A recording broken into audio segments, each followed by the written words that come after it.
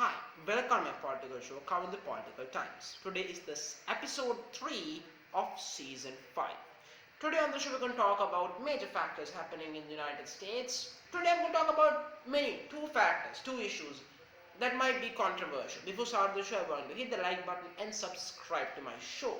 Now, let's get off the bat.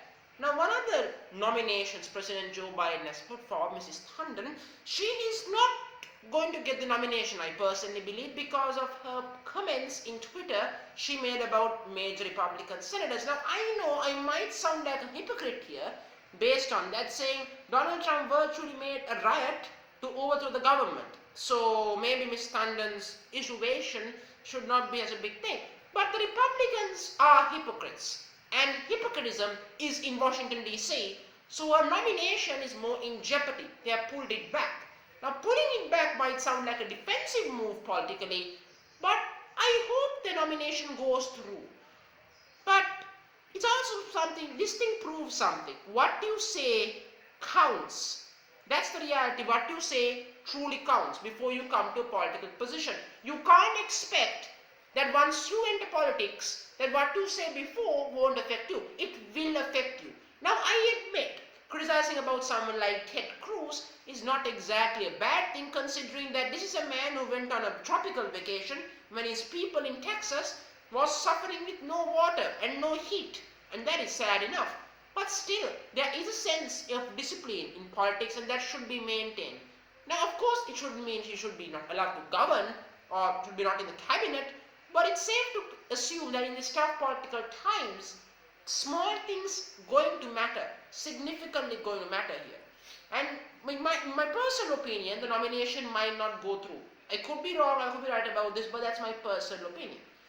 But if she does get the nomination, more diversity in the cabinet, and there's nothing better than that. And then Joe Biden has kept its promise on a diversity and diverse cabinet so far, safe to assume.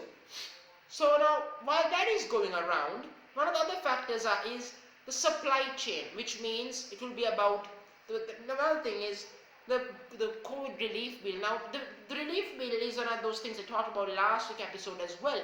The reason I'm giving it such importance is that there are many people in the United States right now who needs, let's say, money to go on to pay rent and pay their bills and etc. They need the government's support, considering it's a self-created problem thanks to the Trump administration.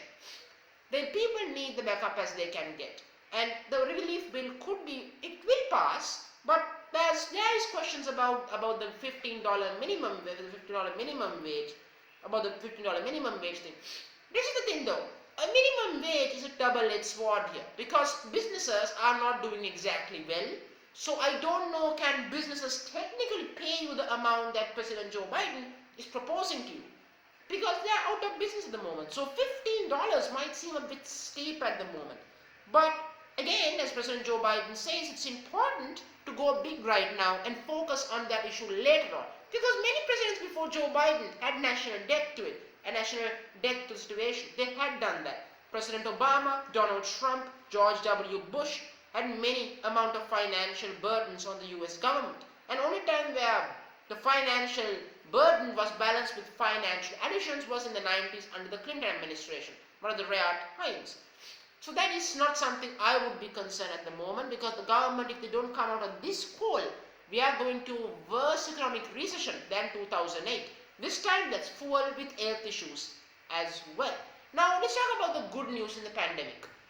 The number of daily cases and hospitalizations in the United States are down by unbelievable numbers. And that's brilliant. And that is because the perseverance and the political skill of governing of President Joe Biden is the reason why the numbers are down. And telling people to wear masks and vaccinate themselves truly shows the effects of something like this. Now, the United States is not the first country to take control of the COVID-19 pandemic, of course. I would personally say that countries, Asian countries like India, Sri Lanka, they're all taking control of the pandemic in some shape or another. But it's good to see that the United States is finally taking control with people dying. Less deaths is good news, and the vaccines will stop from people going to the hospitals. in the first place, and that's the key at the moment. And then hospitalization down more than 50% at the moment. And that is something that I didn't expect to be the case in the United States, as stubborn as the people are in the US. But people are finally listening to the leader. And to be fair, listening to the leader something they did, but to the wrong guy for almost 4 years. But the numbers, the pandemic. While not only the pandemic numbers are getting better, President Joe Biden is also looking at major facts and Joe Biden announced that the United States is back on the foreign negotiations. So, United States will be on the negotiation table on foreign matters, like on NATO and European Union. Things would be back on track and less of the muscular approach of Joe Biden, on Donald Trump approach of shoving everyone down, criticizing them, more of responsible negotiating. Thank goodness. And I know we talked about a lot in this episode already, but it's important to cover everything. Under Joe Biden administration, he does so much of work, Joe Biden. You have to cover it. You got to cover what he does very closely, and that's something you must consider. Now, before I end the video, I wanted to hit the like button and subscribe to my show. And please put your opinion on the comment section. Am I right or am I wrong? So thank you very much for joining me on the show. Thank you very much.